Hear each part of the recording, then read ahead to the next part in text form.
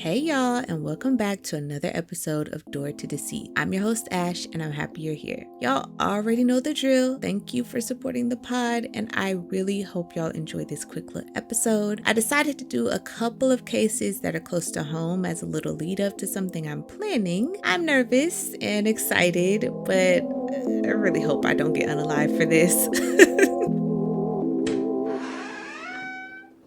Our story begins in Austin, Texas, with an unnamed man in his 40s. He's lying in the street with gunshot wounds and he's unresponsive. Travis County deputies start CPR as soon as they get to the scene of a welfare check that someone called in, but their efforts to revive him were unsuccessful. The man ended up dying right there. Now, you may be asking yourself, why did this happen? And honestly, so was I when it happened back in May of this year. Now, I actually didn't hear about it until probably like late April or something like that, because I don't watch the news every night, but either way, it was really infuriating to even hear about the news, but we'll get to that later. It seems like he was out walking his dog in the wee hours of the morning when he came upon a carjacker trying to steal from his work truck. Now, if you don't know what's usually in a work truck, I'll explain. Typically, people who do like yard work, plumbing, HVAC, carpentry, and even sometimes construction, they'll use these trucks for their businesses. So you'll see tools on there, or maybe they'll even be locked up in those little like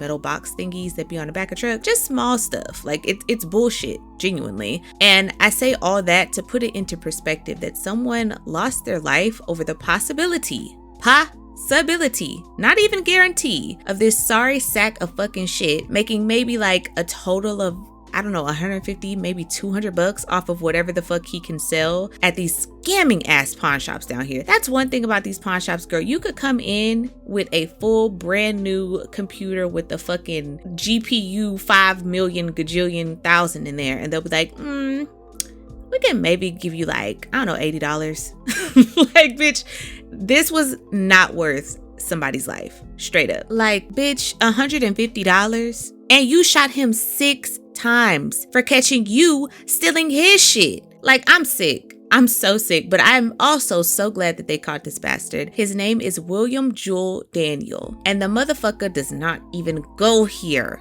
He's from San Antonio, aka the land of the motherfucking bippers. Like, they want to be the base so bad. Get your own fucking identity set. Like, bro, if this was not a pod about crimes like that are happening in Austin, I would definitely get into the amount of property crimes and murders stemming from those that is going on right now in San Antonio. Like, it's really awful. And then here comes this fucking boxhead bitch bringing that mess down here. Keep that shit where you at, big dog. Like, nobody asked for that. It's bad enough that it happens here sporadically. Because I'm not gonna lie, my dad's truck, he got hit a couple of times. He had one light stolen one week, and then the motherfucker spun back and got the other one off the next week.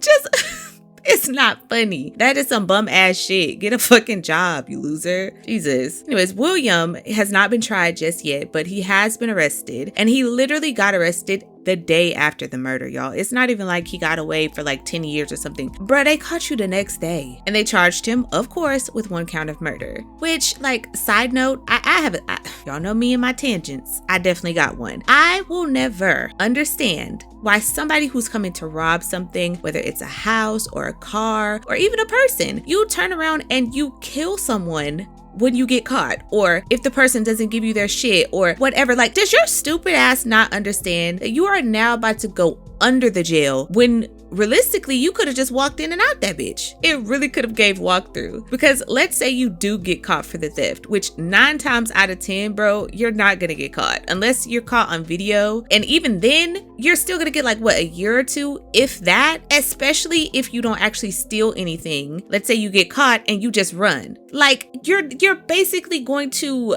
say hi and bye to the jail. If you even fucking see it, you might get probation. But no, you beans for brains ass idiots want to kill somebody and get life instead. Like, did you need 3 meals a day and a bed that fucking bad, you bum? Anyway, I'll be glad when they convict this idiot, and I hope they give him exactly what he gave his victim. Dumbass.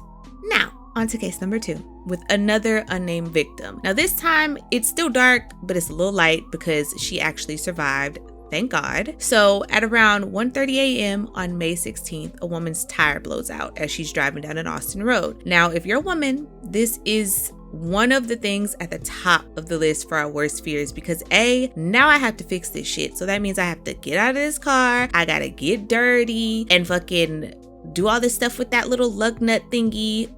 Y'all can tell I don't know how to change a tire, baby.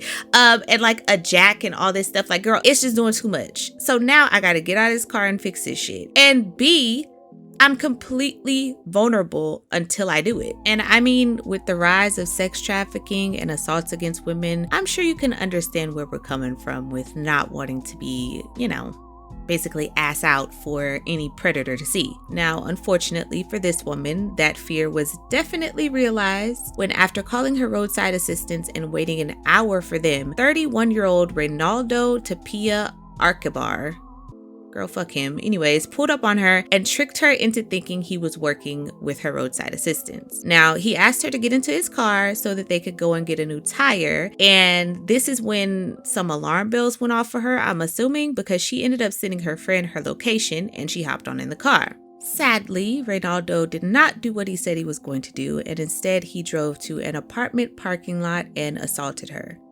This pitiful fucking freak. Like, baby, I promise you, I would be suing everybody. I'm suing him. I'm suing his mama. I'm suing his bitch if he got one. I'm suing roadside assistance for taking so long and leaving me vulnerable. I'm suing the tire company for making them bum ass tires. I'm suing the apartment complex that I was taken to for not having fucking security. I'm suing whoever made my motherfucking car, because bitch, you should have made a car with a tire that pops out of it when my other one pops. Like, girl, I'm suing everybody. Everybody's catching it. I don't give a fuck. Like, I need to be compensated, or I need y'all to leave me and my blade alone in a room with him tied securely to a chair. Now, y'all can choose, baby. I'm good either way. But let me hush. Back to the story, okay? She was able to get away, luckily, and she called the police. Now, she was not sure where she was, but because she was sharing her location, her phone's GPS was on, and they found her within 10 minutes. Because apparently, did not know this. I mean, I assumed, obviously, but did not know for sure until now, that if you are sharing your location with someone, the police can end up tracking it in live time. And no tea, no shade, I never know where I am, and this is exactly why I share my location with my sister. Hey, Fran, love you, babes.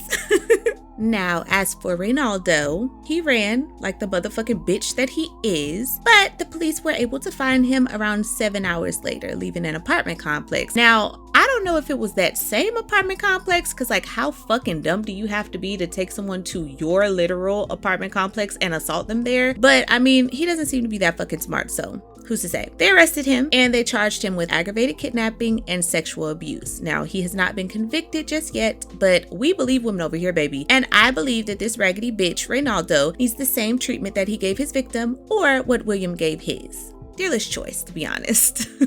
But that's all I got for y'all this week.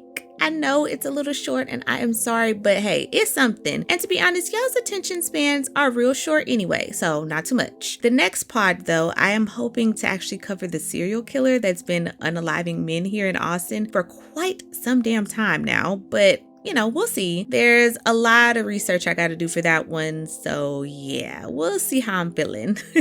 I got a Meg concert to prepare for. I got another vacation to prepare for, so y'all just bear with me, baby. It's a busy summer. Anywho, I'm out of here. Thank y'all for listening, and I hope you're leaving having learned some lessons. And if not, go back and listen again. I'll see y'all next time. And hey, do not forget to lock that door behind me. You never know what could come crawling in.